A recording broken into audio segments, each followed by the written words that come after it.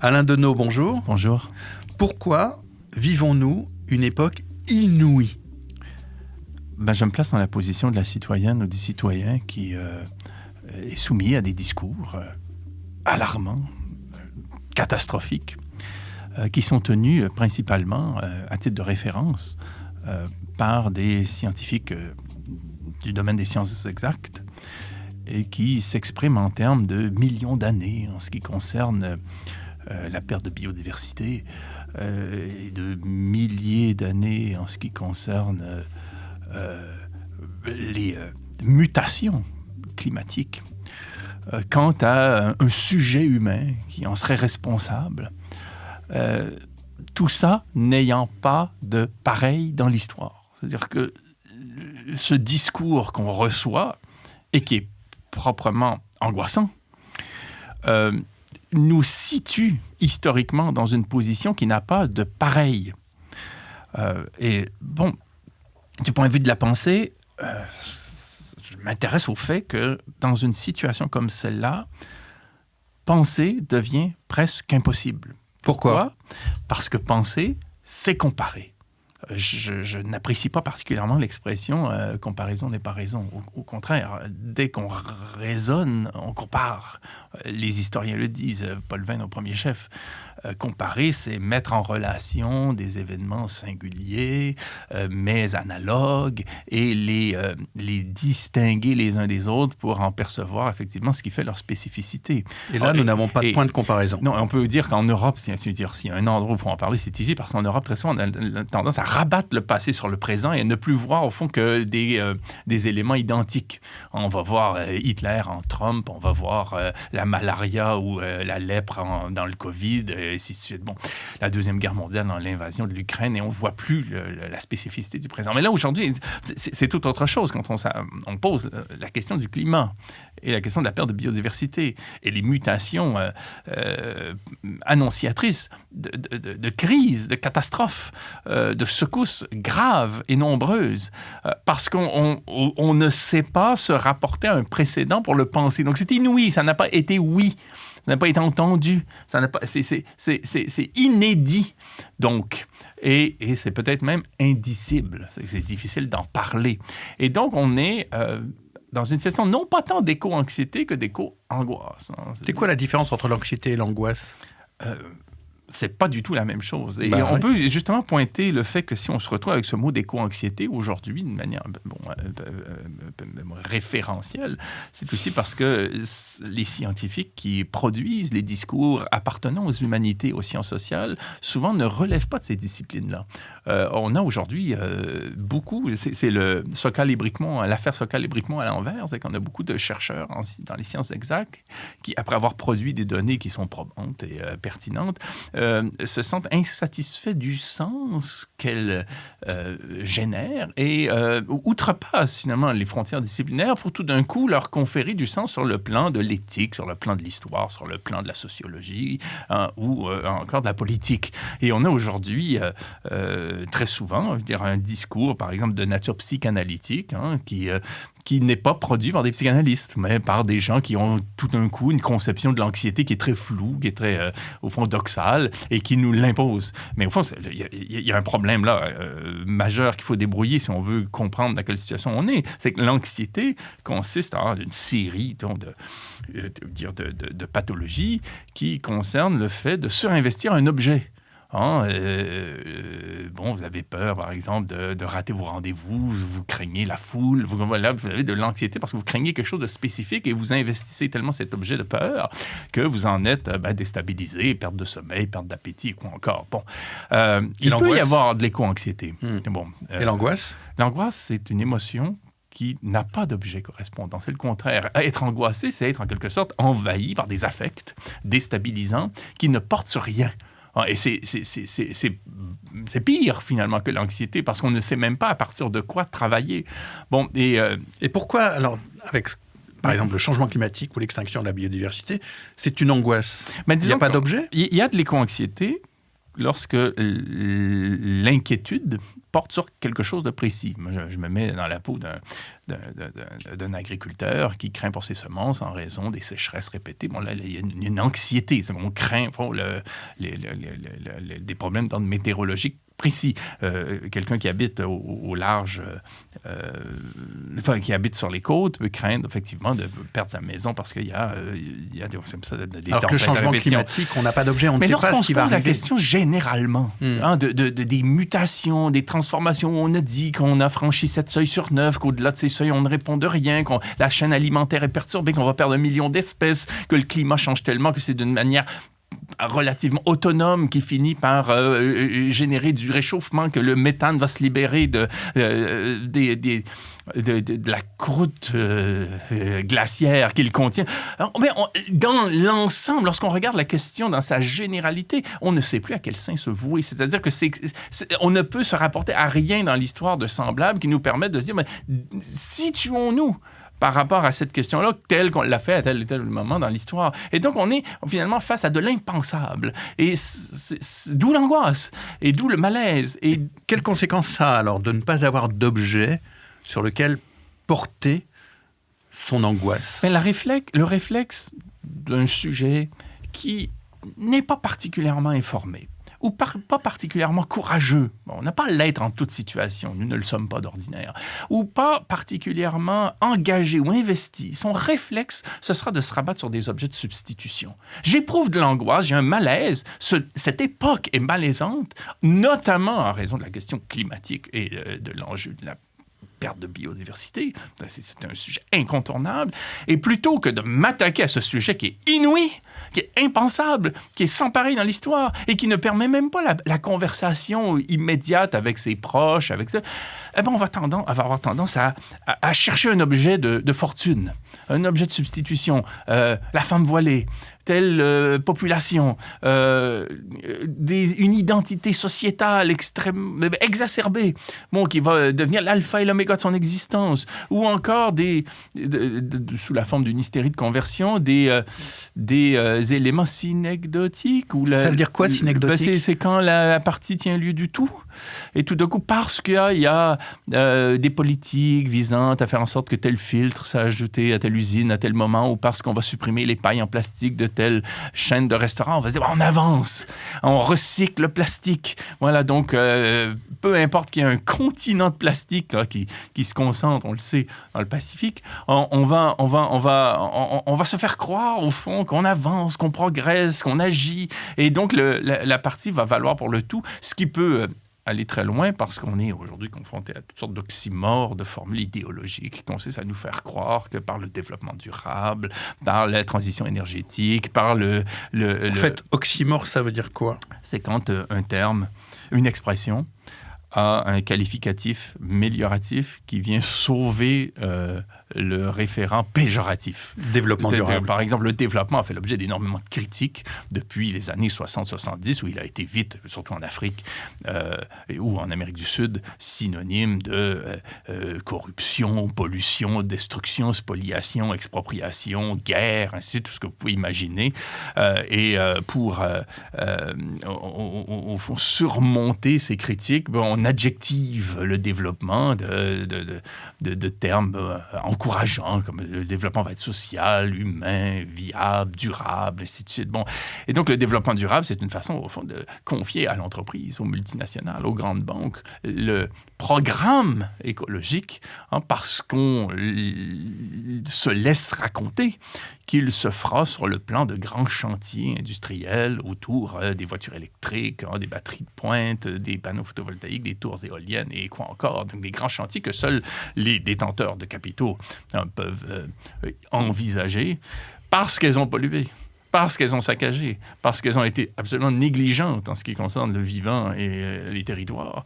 Et donc, le développement, sans faire toute l'histoire de ce terme, le développement n'est plus l'objet de la critique, mais devient l'objet de la subjectivité. Bon.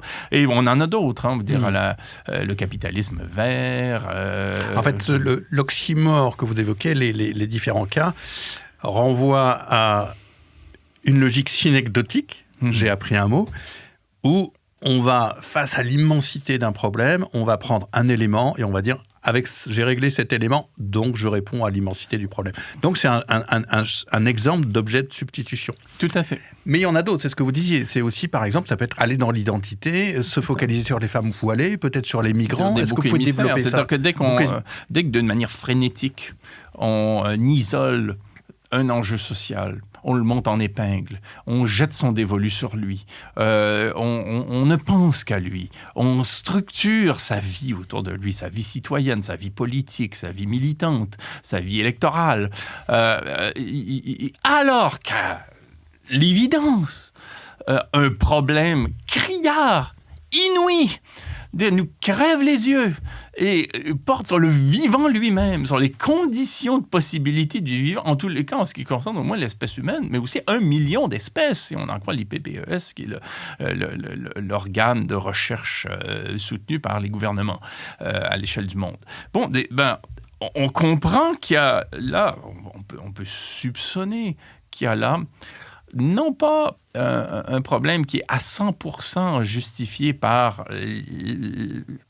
la tendance qu'ont les gens angoissés à chercher un objet de substitution, mais par le fait qu'un objet jadis marginal, jadis le fait de quelques racistes excités et frustrés, s'offre dans l'espace culturel comme un enjeu pouvant satisfaire un citoyen, une citoyenne, inquiète par quelque chose qui n'a pas de nom. Et donc, le travail des philosophes, des intellectuels, des citoyens tout simplement qui pensent, hein, l'intelligence étant donnée en partage, mais peut-être plus spécifiquement aussi des écrivaines, des écrivains, des artistes, c'est d'élaborer des objets dignes de ce nom, des objets conformes à l'époque. Parce que ce que vous disiez avant, moi j'avais l'impression que c'est exactement la politique de Marine Le Pen en France et du Rassemblement national, c'est j'évacue tout ce que vous avez cité, le climat, la biodiversité, et je focalise tout sur les migrants. Leur discours en permanent, quand on entend un député ou une députée du Rassemblement national, quel que soit le sujet, à un moment ou à un autre, ils vont revenir sur les migrants, comme si c'était le seul sujet. Donc là, ils nous ont posé comme objet de substitution le migrant. Tout comme l'extrême-centre représenté ici par Emmanuel Macron et qui est aussi porteur d'une très grande violence, mais violence, elle, non plus sur un plan ethnique, mais sur un plan social, va éliminer du champ de la visibilité, de la légitimité politique, les pauvres, les écologistes, les militants, même les citoyennes et citoyens préoccupés par le sort des Gazaouis. Il y a comme un certain nombre de thèmes comme ça qui doivent être mis hors jeu et qui disqualifient quiconque s'y intéresse, au point de se faire violenter.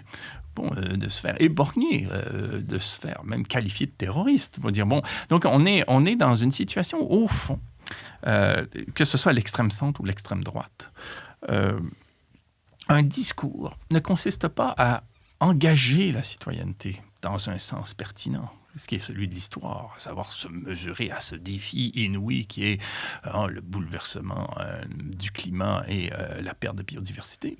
Mais ça consiste à dire au contraire, tout va bien, tout irait bien si il n'y avait pas ces éléments perturbateurs qui nuisent à la santé du corps commun, du corps public. Alors, qu'est-ce qu'on va faire? On va procéder par ablation. On va chasser les boucs émissaires qu'on a identifiés depuis des décennies, qui sont des cibles faciles. On va éliminer tous ces excités de la marge ou qu'on va présenter comme étant de la marge de manière abusive parce qu'ils nuisent à la bonne marche des affaires. Ils nuisent au fond au discours de l'extrême centre, là, en l'occurrence, c'est-à-dire un discours extrémiste qui se présente abusivement comme étant centriste, mais qui consiste simplement à qualifier de raisonnable, normal, rationnel, responsable, un programme extrémiste. En quoi il est extrémiste? Il détruit. C'est un programme qui consiste en fait en quelques points. C'est-à-dire plus de bénéfices pour les multinationales, plus de dividendes pour les actionnaires, minimisation du rôle social de l'État, réduction de l'écologie politique à des logiques de verdissement, toujours plus d'accès aux paradis fiscaux, aux ports francs, aux zones franches. En fait, de laisser se développer la destruction extrême du monde qui est en train de se faire. Précarisation du travail. Ça, c'est le programme de l'extrême centre. Donc, si vous vous alignez sur ce programme-là, il y a un arsenal de médias intéressés et tendancieux, suffisamment puissants pour distribuer les bonnes étiquettes. Vous devenez raisonnable, responsable, moderne, rationnel, et quoi encore. Et si vous vous éloignez de ce programme-là, selon le degré, là, vous devenez complotiste, paranoïaque, furieux, extrémiste, radical, et quoi encore. Et cette distribution d'étiquettes fonctionne très bien. On a vu que Donald Trump a fondé sa politique, sa carrière politique sur ce type de tactique, quoi, en étant soutenu évidemment par des médias complaisants. Donc du coup, l'idée, c'est que si vous êtes dans... C'est à cela qu'on peut repérer finalement un objet substitutif. Un objet substitutif, c'est un objet de la réaction. C'est un objet qui permet, au fond, au cadre dans lequel on est, de gagner un peu de temps, de perdurer, d'emprunter du temps, en hypothéquant le vivant, en hypothéquant toujours davantage le territoire, en hypothéquant le climat. Alors, il y a une autre possibilité. Alors, comment dire ? On comprend bien le raisonnement de l'angoisse, de l'objet de substitution, mais on pourrait dire, par exemple, l'écologie, qui, elle, a conscience de cette situation inouïe dans laquelle nous sommes avec le climat, avec la biodiversité, avec tant de dérèglements de la biosphère. Qu'est-ce qu'il pourrait proposer comme objet ? Il en propose ou pas, en fait, l'écologie ? Je vais être indulgent. En disant néanmoins, il pourra y avoir un accent critique à ce que je dis, mais ce n'est pas mon intention, que la difficulté de l'écologie politique aujourd'hui est précisément de proposer un objet de pensée. Par objet, on entend quelque chose d'intellectuel. Quand je dis objet, je ne parle pas d'une chaise ou d'une table. J'entends un objet de la pensée, ce sur quoi la pensée porte de façon à motiver l'action. On pourrait aussi dire à la place d'objet un dessin, D-E-S-S-E-I-N. C'est-à-dire une idée qui fait avancer, une idée qui fait agir. Bon, et c'est pas quelque chose qui se fait en criant ciseaux. C'est que ça prend du temps. Rachel Carson indique dans les années 1960... Rachel Carson, l'autrice de Le Printemps silencieux. Oui, une figure importante du mouvement écologiste qui indique dans les années 60 qu'un insecte doit faire face à 500 nouveaux produits chimiques par an. Ça, c'est dans les années 60. Comment voulez-vous qu'il y ait une adaptation possible? Nous aussi, nous sommes dans ce type de situation analogue. Nous, sujets humains, sommes confrontés à des mutations techniques, informatiques, culturelles, technologiques, managériales, géopolitiques, qui s'accélèrent à un rythme tel qu'il est impossible pour un cerveau humain de suivre ces réalités-là. On parle d'une finance qui fonctionne désormais en nanosecondes. Mais comment voulez-vous penser ce que même les architectes de ce régime-là n'arrivent pas à suivre? Donc on est dans une sorte de désarroi, d'où l'inouï. Bon, et il nous faut, nous, comme ça, nous sommes de créer un machin qui va tout d'un coup structurer l'action. Il faut le faire, sinon on va avoir les objets de substitution des extrêmes, centre et de droite. Oui, là. C'est ça, il faut le faire, non? Donc nous sommes dans une course contre la montre, en même temps que ce que l'époque nous enjoint de faire prend du temps. Donc, c'est là la difficulté. Et c'est là où il s'agit d'être indulgent, parce que sinon, on peut s'accabler nous-mêmes et c'est vain de le faire. Cela dit, qu'est-ce qui caractérise l'objet qu'il faut apprendre à se donner? Il y en a quelques-uns, je pourrais donner des exemples. Il faut que cet objet-là soit à la fois lucide et gai. Bon, lucide. Pourquoi lucide? Parce que s'il n'est pas lucide, on voit bien à un moment donné qu'il n'est pas adapté à la gravité des enjeux, qu'il n'est pas adapté à l'inouï, et du coup qu'il n'est que substitutif. Ça finit par se sentir que le développement durable, sérieusement, c'est pas ça qui va nous sortir du pétrin. Demander à une entreprise de mettre un fil de plus ou de verdir un peu sa politique, ou de saccager des mines pour créer un gadget qui va être moins polluant du point de vue de l'émission de CO2 qu'un machin à combustion, mais qui est tellement polluant du point de vue de l'élaboration qu'on revient au même, voire on est dans une situation pire. Bon, donc on voit bien que ça ne marche pas. Elle signe une pétition, machin, tout. Et donc, du coup, on revient à la case angoisse. Ça, c'est comme une spirale qu'on y revient avec toujours plus d'acuité. Donc, l'idée, c'est de se donner un objet dont on se dise « Ah oui, là, on tient quelque chose. C'est sérieux. » C'est sérieux dans le sens où on n'a pas froid aux yeux, on se mesure au problème, on n'a pas peur de nommer un chat un chat. Bon, et pour ce faire, il faut d'abord que l'objet ne procède pas de toutes ces expressions qui pourrissent la pensée politique depuis quelques décennies, c'est-à-dire de préfixes privatifs. Est-ce qu'il y a eu des exemples de tels objets Dans le passé, pour qu'on comprenne bien. Ben non, puisque c'est inouï dans le passé, enfin, dans le passé lointain, mais dans la contemporanéité, puis dans ces dernières années, j'en retiens un à titre d'exemple. Moi, bon, je vais finir par parler de la biorégion, mais j'ai trouvé appréciable. On y viendra, mais pour l'instant... Mais j'ai trouvé appréciable comme amorce que Baptiste Morisot, dans ses derniers écrits, parle de la perspective de la chimère. Ah, ça commence à être un objet intéressant, la chimère. Parce que la chimère, qu'est-ce que c'est? C'est la prise en compte de mutations importantes dans l'ordre du vivant, dans le réel climatique, qui forcément entraînera des bouleversements graves, des croisements inattendus. Là où il y avait de l'eau, il y aura de la terre. Là où il y avait de la terre, il y avait de l'eau. L'ours brun, ayant chaud, va monter vers le nord. L'ours blanc, voyant ses banquises fondre et ses territoires inondés, va migrer vers le sud. On va avoir un nouveau croisement, pratiquement une nouvelle espèce. Et là, on s'engage à penser ça. Et sur un plan politique aussi, et curieux, je ne le connais pas, mais on a des objets communs comme le middle ground, qui est comme l'embryon d'un temps républicain, si je puis dire. Oui, au 17e, 18e siècle, dans la région actuelle des Grands Lacs, en Ontario, puis dans le nord de l'État de New York, là, pour nous situer maintenant, en raison de guerres intenses, des Algonquins, des Eurodescendants,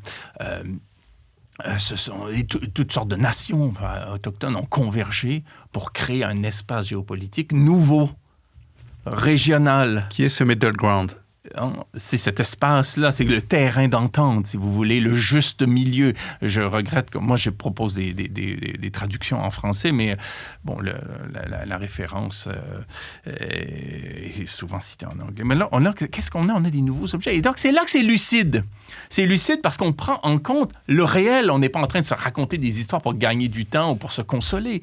Et donc, on assume l'anxiété et on assume surtout l'angoisse. On l'assume, c'est-à-dire qu'on accepte de passer à travers. Mais dans le passé, vous donnez des exemples dans le livre Faire que. Vous avez écrit un livre Faire que qui est très intéressant. Oui. Vous citez des objets dans le passé, par exemple le christianisme au Moyen-Âge, le progrès scientifique au moment des Lumières, le socialisme au moment du 19e siècle. C'est ça, ces objets dont vous parlez. Oui, c'est ce que j'entends. Mais effectivement, l'écologie politique, à mon sens, n'arrive toujours pas à dégager un objet qui soit comparable à ceux-là, qui soit de même nature, au sens où, effectivement, pour toute une série de catégories sociales au 19e siècle, le socialisme était structurant.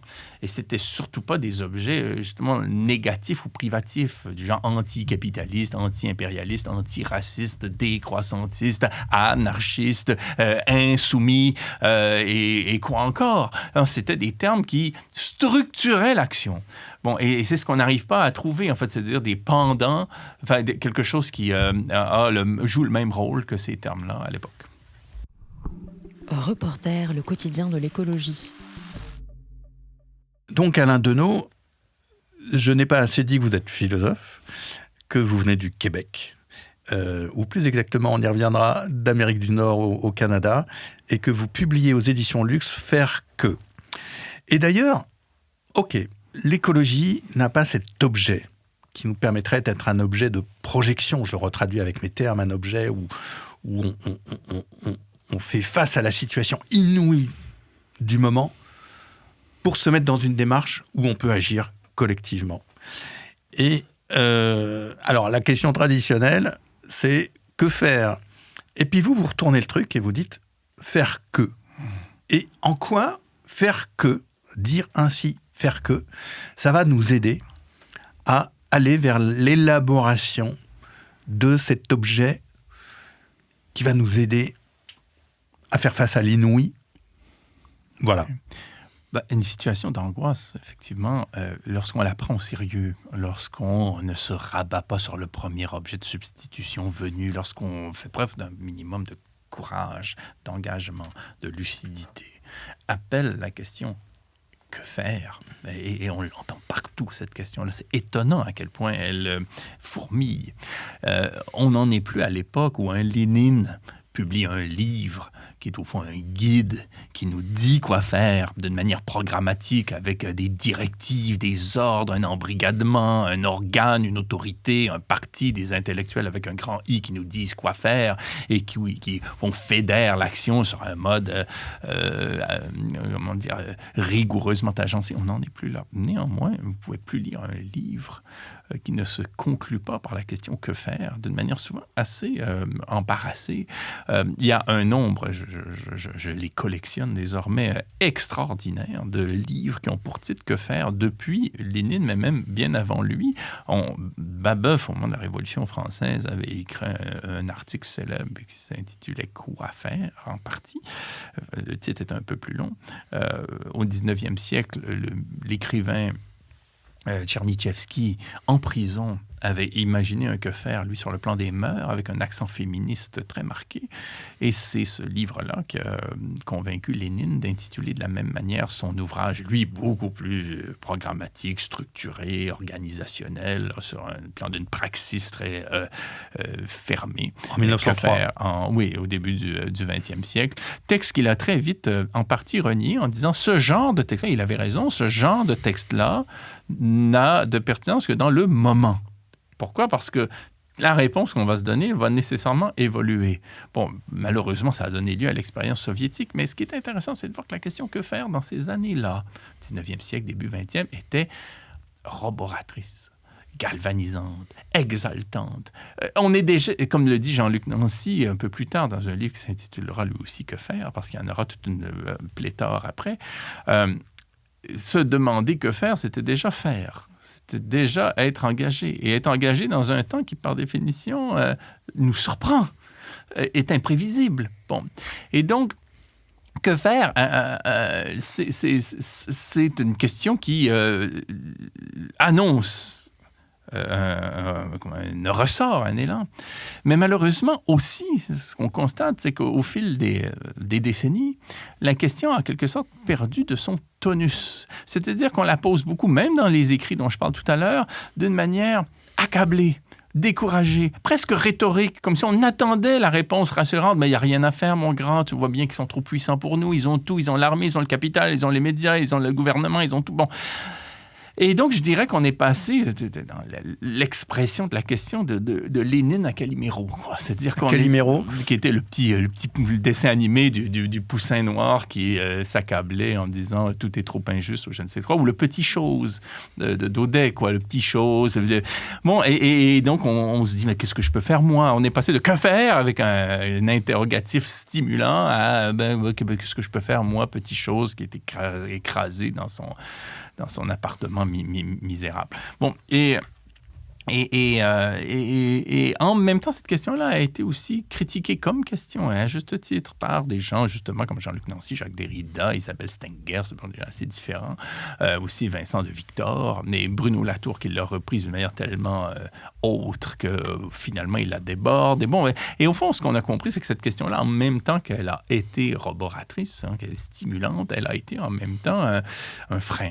Bon, pour deux raisons. C'est quelque chose d'absurde à se demander que faire pendant qu'on fait, parce que ça nous arrête, ça nous inhibe dans le mouvement tandis qu'on s'y trouve. Et d'autre part, il y a un problème dans la formule, c'est le statut du « que », qui est un pronom interrogatif qui appelle, au fond, un complément d'objet direct. Un complément d'objet direct. Un objet, mais qui est donné comme ça directement, comme une consigne. Donc, que faire? Cela. Et faire est appelé à devenir autre chose que le verbe faire, qui est un verbe passe-partout. Et là, je cite le grévisme. Je ne vais pas vous faire un cours de grammaire, mais je cite le grévisme. Et l'inversion que je propose de la formule « que faire » pour « faire que » a pour vertu par cette inversion, de modifier le statut du « que », qui devient là une conjonction de subordination. On n'est plus dans la prescription que faire la révolution, non. Mais faire que, on est dans l'invitation. Oui, faire que un monde nouveau advienne. Oui, c'est une conjonction de subordination qui appelle le mode subjectif, et qui est le mode déjà de l'immédiateté. C'est-à-dire qu'on est tout de suite, on est encore dans le mouvement. Quand on fait que, il n'y a pas point d'interrogation, c'est à la rigueur, on peut mettre un point d'exclamation. On est engagé dans quelque chose qui reste projeté. Ce que je suis en train de faire contribue à ce vers quoi nous allons aller. C'est ça, faire que, et le subjonctif est le mode des aspirations, des projections, des espoirs, de l'espérance même. C'est encore plus exigeant que l'espoir parce qu'on ne sait pas exactement tout à fait ce qui est à espérer. On le découvre en même temps qu'on y tend. Du courage, de l'aller, du mouvement. Est-ce que, parce que vous avez confondu subjectif et subjonctif, à moins que ce n'était pas confondu, non. Vous les avez employés l'un pour l'autre. En quoi c'est à la fois le subjonctif, donc Oui. vous venez de le dire, mais c'est aussi subjectif. En quoi le faire que est plus utile pour moi en tant que sujet par rapport à ces objets que l'on cherche. Ce sont deux termes qui ont évidemment la même racine étymologique, dans la mesure où, en fait, quand on pose la question « que faire ?», on se situe comme sujet de la question et comme sujet de la réponse. C'est-à-dire que c'est une question qui appelle une réponse qu'on va donner soi-même, quoi. Bon. Et donc, c'est un sujet autoritaire qui va devenir le parti, l'intellectuel, organique, ainsi de suite, bon, officiel. Bon. Et là, on passe à un autre registre de subjectivation, au sens où faire que appelle le concours des subjectivités qui n'est pas celle du sujet qui lance l'appel. Bon. Et donc, dire faire que, c'est, au fond, en appeler à une conjoncture favorable de sujets, et peut-être que le mot est trop fort, parce que j'y inclurais aussi les acteurs non humains. Lui dire les insectes, la faune, la flore, ainsi de suite, tous les éléments qui font que le vivant est possible, que l'économie de la nature s'observe et se perpétue bon an, mal an. Bon, donc faire que, c'est penser tout de suite une entrée dans l'action par rapport à une perspective qui est une aspiration, que l'on pense sur un mode subjonctif et subjectif, à savoir qu'on pense en commun les conditions de possibilité d'une organisation souhaitable.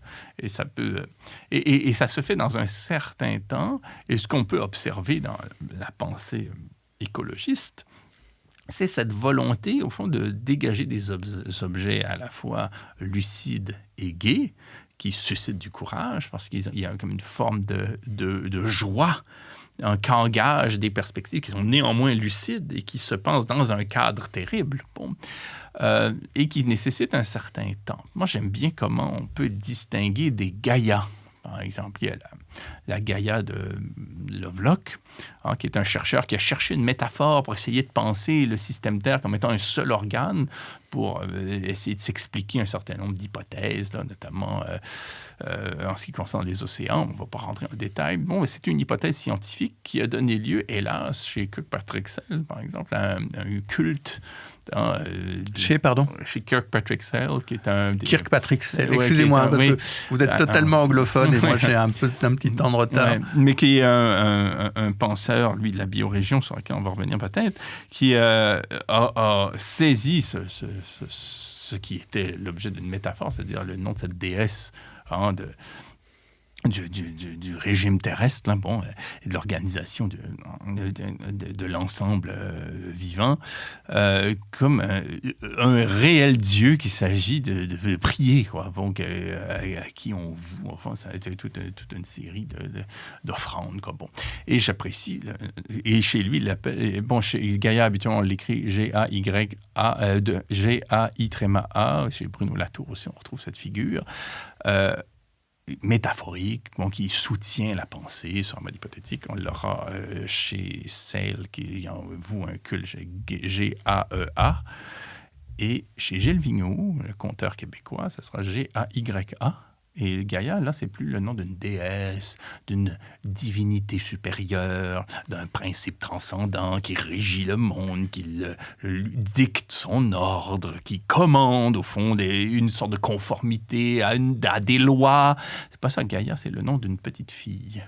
Une petite fille qui a la barbe de son grand-père, comprend le vivant mieux que lui parce qu'elle y est davantage attachée, ne cherche pas à l'exploiter et croit en cela. Et ce qu'il faut voir dans ces séries de Gaïa, celle de Gilles Vigneault ayant mon suffrage, c'est une Gaïa qui est une sorte de pensée qui est appelée à grandir, à croître, à même le vivant, c'est dans l'immanence. Et donc, une référence qui nous accompagne tandis qu'on avance parce qu'on cherche à faire en sorte que la vie sur Terre soit encore possible. Reporter, le quotidien de l'écologie.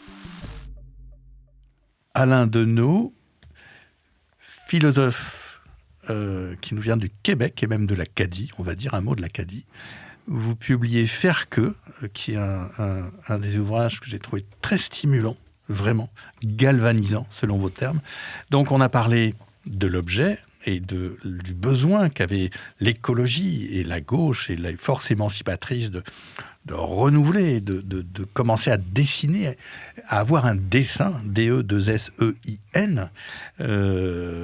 On a aussi vu que ce qu'on pouvait faire avec ce faire quoi, à quoi ça nous invitait. Et en fait, vous, personnellement, vous êtes galvanisé depuis quelque temps par une sorte de découverte, si j'ai bien compris, que vous avez faite depuis quelques années, en allant vivre, non pas au bout du Québec, mais en Acadie. Vous allez nous dire ce que c'est, où c'est, et surtout, en quoi ça vous a fait sentir, comprendre, et maintenant agir, que les biorégions, c'était quelque chose de passionnant, et que ça pouvait peut-être répondre en partie aux questions que nous nous posons. Alors...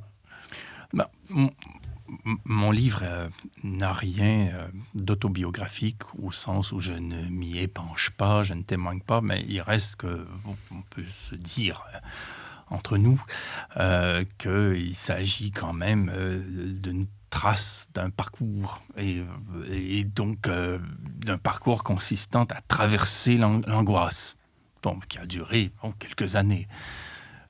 Vous avez été angoissé personnellement? Oui. Très fortement? Oui, l'éco-angoisse, au point de quitter les villes, au point de prendre des décisions dans une conjoncture qui me regarde, mais qui était vraiment pesante. Et une chose qui m'apparaît toutefois claire et qu'il faut absolument souligner, j'espère que c'est une évidence, être éco-anxieux, selon les circonstances, ou éco-angoissé, est un signe de santé mentale. Je pense que ce serait une erreur de la part de certains psychologues, peut-être, d'essayer de nous guérir contre l'éco-angoisse ou de nous en faire sortir par le bas en multipliant des objets substitutifs qui nous y maintiennent. Mais il est important de passer à travers dans ce qu'on appelle en sortir. Mais j'aime pas trop l'expression, je vais expliquer en quoi. Mais de passer à travers ce moment-là. Et je ne suis pas le premier à le dire, là. Bon, on est nombreux à l'observer, qui consiste au fond à s'arracher à un ordre idéologique qui nous pourrit le cerveau avec toutes sortes de termes qui nous font agir dans des mauvaises directions et qui font que le problème s'aggrave parce qu'on n'arrive pas à en prendre la mesure. Le fait qu'il est inouï rend la chose encore plus difficile. Bon, l'idée, c'est de passer à travers, de ne pas en faire un trait identitaire du type T-shirt, je suis angoissé, voilà, c'est mon identité, je mets ça sur ma page Facebook et je ne parle que de mes soucis. Il faut passer à travers. Passer à travers, qu'est-ce que c'est? C'est justement travailler à se donner un objet. Travailler à se donner un objet qui nous stimule, qui nous... Et au fond, un objet, qu'est-ce que c'est sortir de l'angoisse? C'est simplement mobiliser cette énergie-là qui évolue à vide et qui nous perturbe au profit, au service d'un objet qui en vaut la peine. Retourner cette énergie négative en quelque chose qui nous projette vers... Oui, c'est comme ça que l'énergie psychique, au fond, se dépense, comme le dit Freud dans sa pensée de l'économie psychique. Là, se dépense en investissant un objet, un mot, un projet, un concept, et puis qui peut s'incarner, évidemment, dans une association, un groupe, un collectif, un journal, un bon... Mais l'idée, c'est de mettre au service d'un dessin cette énergie-là. Mais il faut le trouver. Et la notion de biorégion, qui n'est pas privative, qui dit quelque chose, qui a une petite histoire déjà, presque 50 ans, est un vecteur vers cette action et cette pensée-là. Et il y a une sorte de coïncidence dans le parcours qui est sous-jacent à ce livre, quoi. C'est d'abord la rencontre avec ce terme-là, qui date de 1975. C'est Alan Van Newkirk, non loin de chez moi, en Nouvelle-Écosse.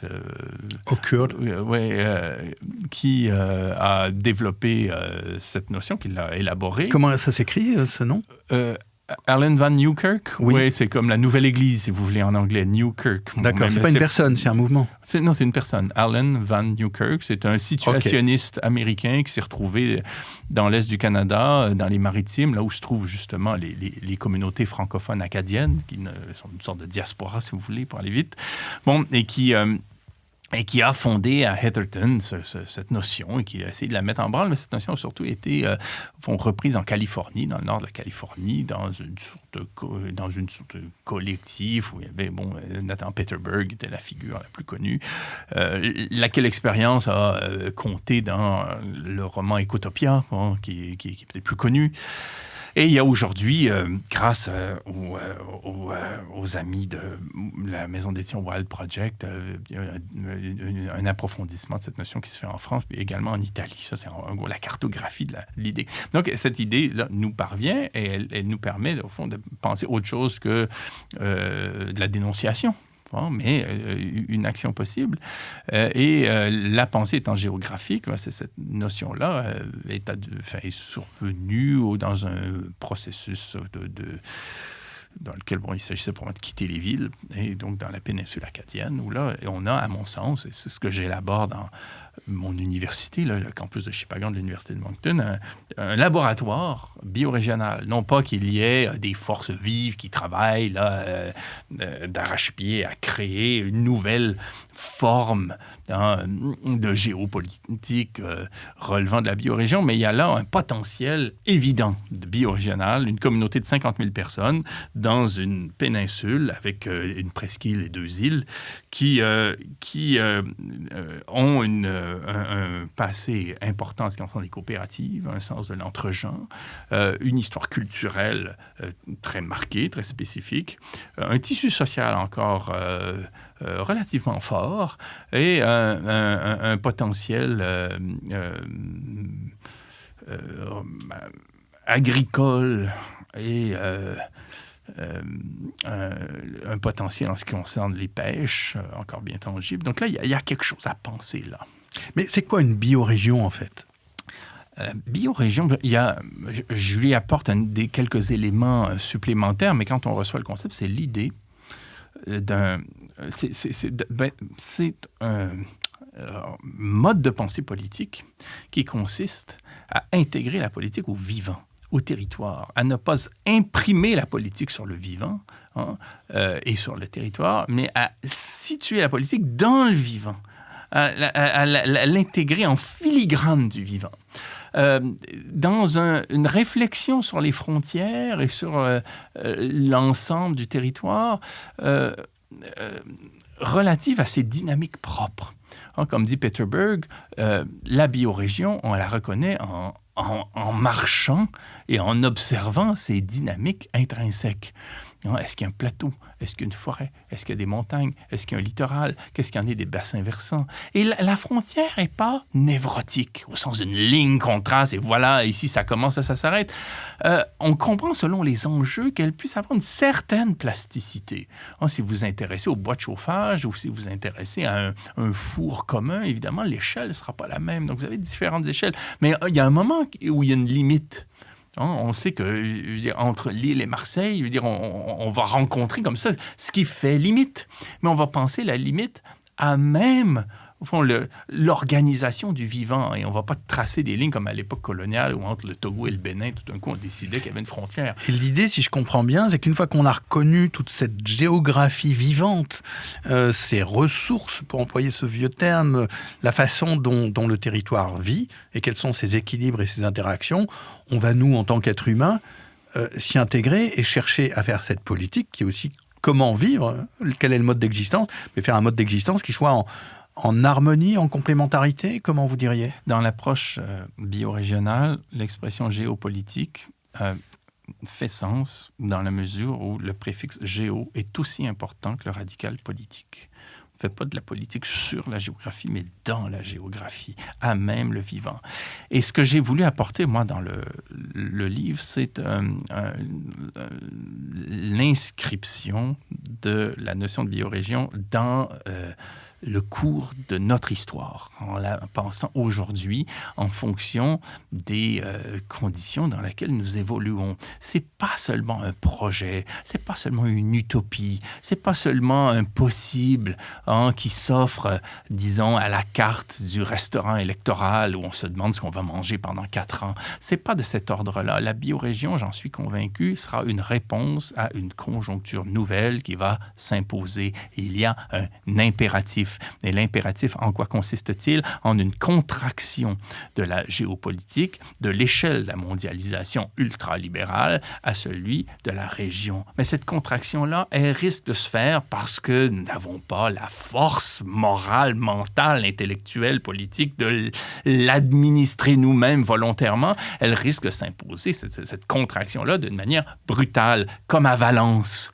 Comme à Valence, où là, en tout d'un Espagne, coup, où il y a eu d'énormes inondations. Et on se découvre laissés à nous-mêmes. C'est ce qu'on entend de toutes parts. Vous nous avez abandonnés, vous, pouvoirs centraux, nous qui sommes loin, nous nous découvrons en situation de déréliction. Les pouvoirs nous abandonnent, on est laissés à nous-mêmes. Ah, tout ce temps-là, nous étions laissés à nous-mêmes. En fait, tout ce temps-là, nous n'existions en dernière instance que par rapport à nous. Alors, il faut comprendre le territoire qu'on habite. Il faut le chérir parce qu'on en dépend désormais. On ne dépend plus d'un régime de production extrêmement complexe où on nous fait venir des amandes de la Californie puis des raisins d'Afrique du Sud. Et au passage, pour reprendre cet exemple de Valence en Espagne, peut-être que s'ils avaient eu une conception de biorégion, ils n'auraient pas recouvert de béton et de lotissements et de zones industrielles plein d'endroits où l'eau, du coup, n'a plus pu s'écouler. Ils auraient pris en compte le vivant de la rivière. Bien sûr, parce qu'ils auraient davantage soigné le lieu qu'ils habitent, parce qu'ils auraient compris à quel point ils en dépendent. Bon, et j'aime beaucoup chez Kirkpatrick Sale, dans ses réflexions sur la biorégion, c'est une des premières références, je dirais, intellectuelles du mouvement biorégional. Même s'il y a des pages qui sont vraiment moins bonnes que d'autres dans son œuvre, un moment précieux où il postule que il ne peut y avoir d'éthique qu'à l'échelle régionale. Dès lors que vous excédez l'échelle régionale, l'éthique devient un exercice de pure forme. Une série d'édits moraux qui n'ont pas vraiment de portée, qu'il s'agit davantage de contourner, qui invitent à ruser, qui sont un peu hors sol, qui donnent bonne conscience et qui se nourrissent le marketing à flux tendu. Alors que si vous êtes dans un espace que vous habitez, dont vous savez dépendre, dans lequel vous cohabitez, dans lequel vous réapprenez à habiter, que vous réhabitez, que vous réhabilitez, vous savez lier à des gens que vous connaissez, sur qui d'ailleurs vous avez un pouvoir, mais qui ont un pouvoir sur vous. Et qui peuvent nous ramener peut-être à des mauvais souvenirs sur une morale étriquée où on organisait les mariages entre familles. Je veux dire, on n'a pas à penser la biorégion sur le mode d'un retour à. Il faut être vraiment insignifiant pour nous ramener l'image des Amish. Bon, donc l'idée, c'est plutôt de penser ce potentiel-là dans son avenir. Oui, par rapport à un passé, parce que le passé ne nous lâche jamais. Et heureusement, nos ancêtres ont pensé des modalités d'action infiniment moins polluantes que celles que nous avons mises en œuvre, nous modernes, mais aussi des formes innovantes en ce qui concerne la permaculture, l'architecture, ainsi de suite, des formes innovantes, et aussi l'organisation politique. Le féminisme, par exemple, n'était pas au goût du jour au 18e siècle, donc on ne va pas revenir à. L'écoféminisme et le féminisme vont peser dans l'élaboration de la biorégion autrement que tel que ce n'était pas le cas au 18e siècle. Donc, il n'y a pas de retour à. Il s'agit d'un renouveau où la politique va devoir se vivre comme à Valence, comme à Clova, au Québec, où on a concédé un village aux flammes lors des incendies de forêt il y a maintenant 2 étés. Et tellement d'autres régions qui se sont découvertes à l'occasion de pluies de verglas, d'inondations, de tempêtes, de crises aux États-Unis. Je veux dire, quand vous êtes un afro-descendant et que vous vivez sur un territoire qui est l'objet d'une crise météorologique, l'État fédéral ne vole moins à votre secours que si vous habitez Manhattan. Bon, vous voyez, vous découvrez quoi? Que vous êtes interdépendants quant aux gens qui vous entourent et que vous avez intérêt à chérir le sol que vous habitez, parce qu'en dernière instance, c'est lui qui va vous permettre de tenir. Et on a intérêt à le soigner et à le chérir et à l'aimer, parce que c'est s'aimer soi-même que d'agir de la sorte. Est-ce que cette approche de la biorégion, c'est pas associé en fait au concept, il n'y a pas besoin de grands mots, à l'autonomie, à l'idée d'autonomie, qu'on a des communautés autonomes qui ne dépendent pas de l'État, de la mondialisation, de tout. Il y a une rencontre entre des expériences qui ont compté dans l'histoire. le mouvement autonome, le socialisme libertaire de type régional, comme chez Murray Bookchin, le municipalisme libertaire, tout le phénomène du retour à la terre dans les années 60, les espaces biotiques. Il y a toute une série au fond, de toute une genèse. On n'invente jamais un concept à partir de rien. Mais le concept de la biorégion est adapté à ce que l'histoire nous apprête à nous faire subir. Nous allons passer un sale quart d'heure universel. Nous allons vivre des moments exigeants. Et il est important qu'une avant-garde soit informée de ces concepts, de cette histoire, soit en mesure de les mobiliser au bon moment. Lorsque la plupart de nos concitoyennes et concitoyens auront l'attention requise pour en entendre parler, c'est-à-dire en situation de crise, de façon que, pour faire en sorte que ce ne soit pas un néo-fascisme de province qui l'emporte, parce que l'angoisse, la panique, le désarroi sont des terreaux fertiles pour différentes formes, disons, fascistoïdes. Bon, et l'important est de se constituer telle une avant-garde, je vais lâcher le mot, mais une avant-garde de type radicalement nouvelle, qui consiste simplement à être prêt, à être prête lorsque le temps viendra de susciter l'entraide, de susciter le respect, de susciter le soin quant à un espace qui sera celui auquel on se découvre réduit. Et soyons conséquents. Si c'est vrai qu'on ne veut pas que l'aliment moyen qui se trouve dans notre assiette ait circulé l'équivalent de 2000 km en moyenne, si on ne veut pas exporter à fort coût écologique des denrées alimentaires des 4 coins de la planète et avoir des fruits de saison 12 mois par année, il faudra s'en remettre au sens fort, cette fois, à l'environnement, mais à ce qui nous environne et à ce dont on fait partie. Eh bien, écoutez, Alain Deneau, je vous remercie. On va arrêter là parce que, en fait, ça nous ouvre beaucoup d'idées. Alors, soyons cette avant-garde. Après, tous les mots ont été prononcés. Merci beaucoup, Alain Deneau. Merci à vous.